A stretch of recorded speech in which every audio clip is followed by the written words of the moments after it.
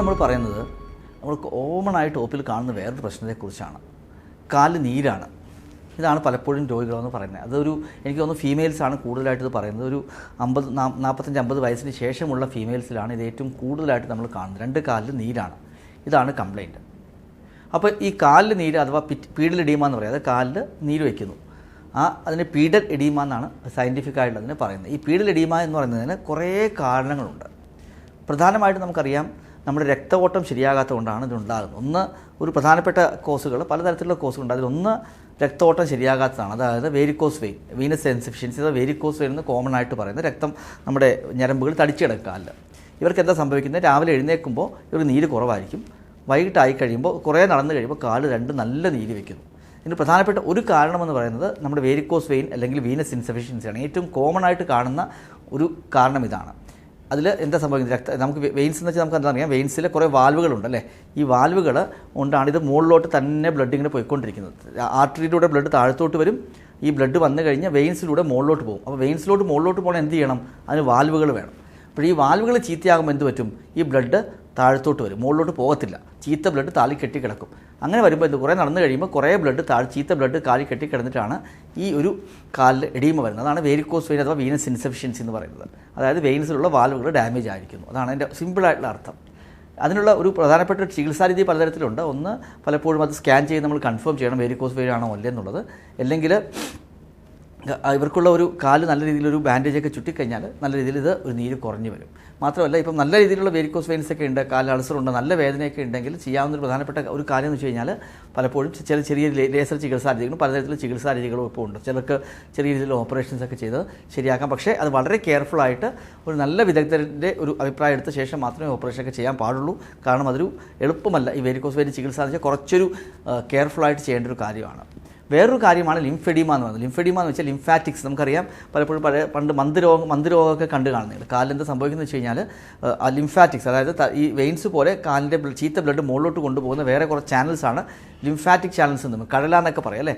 ഈ കഴല എന്നൊക്കെ മലയാളത്തിൽ പറയും ലിംഫ് നോട്ട്സിനെ. അപ്പോൾ ഈ കഴലകളിലോട്ട് ബ്ലഡ് കൊണ്ടുവരുന്ന ഒരു ചാനൽസാണ് ഈ ലിംഫാറ്റിക്സ്. ഈ ലിംഫാറ്റിക് ഒബ്സ്ട്രക്ഷൻ വന്നു കഴിഞ്ഞാലും ഇതുപോലെ നമുക്ക് കാലുകളിൽ നീര് വരാം. പക്ഷേ അത് ക്രോണിക് ആയിട്ടുള്ള നല്ല നീരായിരിക്കും. അത് പലപ്പോഴും പണ്ട് കാലത്ത് കൂടുതലായിട്ട് കണ്ടുവരുന്നത് ഈ മൈക്രോ ഫൈലേറിയൊക്കെ വന്നിട്ടാണ്. ഫൈലേറിയാസിസ് ഇല്ലാതെ മന്ദരോഗത്തിലാണ് ചില അണുക്കൾ വന്നുകൊണ്ടാണ്. പലപ്പോഴും എല്ലാതെയും കൺജനിറ്റലായിട്ടും ചിലർക്ക്, അതായത് പാരമ്പര്യമായിട്ടും ചിലർക്ക് എന്ത് കിട്ടാം? ഈ കാലുകളിൽ നീര് വയ്ക്കാം ലിംഫെഡീമ കൊണ്ട്.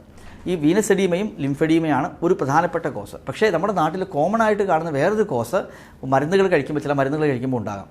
അതായത് അമ്ലോഡിപ്പിൻ, അതായത് കാൽഷ്യം ചാനൽ ബ്ലോക്കാണ്. അമ്ലോഡാക്ക് എന്നൊക്കെ പറഞ്ഞിട്ട് നമ്മൾ പലപ്പോഴും BP കഴിക്കുന്ന ഒരു മെഡിസിനാണ്. ആ BP കഴിക്കുന്ന മെഡിസിൻ കഴിച്ചു കഴിഞ്ഞാലും കാലിൽ നീര് വയ്ക്കാം.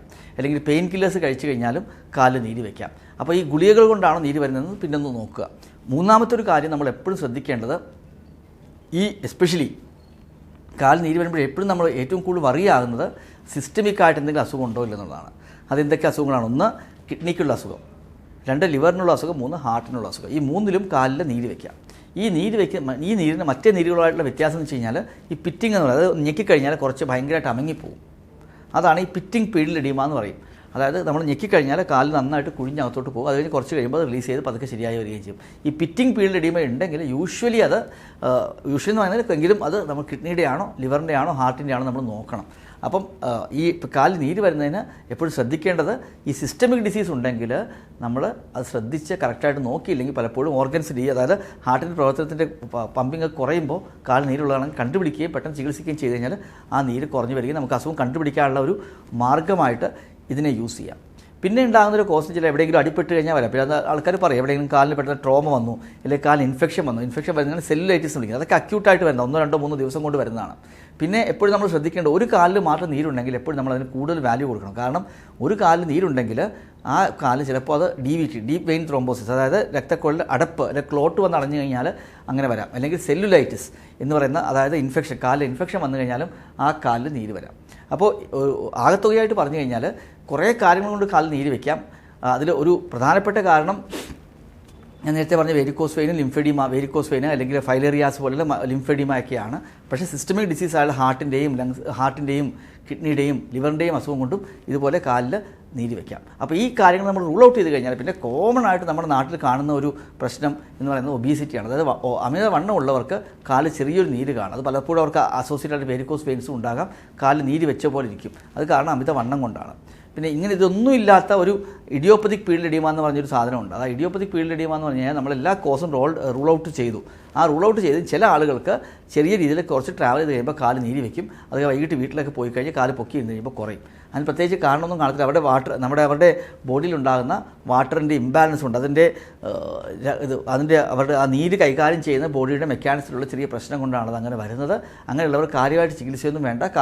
തന്നെ അതൊരു ഹാംഫുൾ ആയിട്ടുള്ള നീരുമല്ല. അപ്പോൾ കാലിൽ നീരുണ്ടെങ്കിൽ ഡെഫിനറ്റ്ലി നിങ്ങളൊരു ഫിസിഷ്യനെ കണ്ടിട്ട് എന്തുകൊണ്ടാണ് നീര് വരുന്നതെന്നുള്ള ഈ കോസസ് റൂൾ ഔട്ട് ചെയ്ത് കഴിഞ്ഞാൽ ഒരു പരിധിവരെ നമുക്ക് എന്തെങ്കിലും സീരിയസ് ആയിട്ടുണ്ടെങ്കിൽ കണ്ടുപിടിക്കാം. പിന്നെ അങ്ങനെ സീരിയസ് ആയിട്ടൊന്നും ഇല്ല എന്നുണ്ടെങ്കിൽ അതിനെക്കുറിച്ച് കാര്യമായിട്ട് നമ്മൾ ടെൻഷൻ അടിക്കേണ്ട കാര്യവുമില്ല.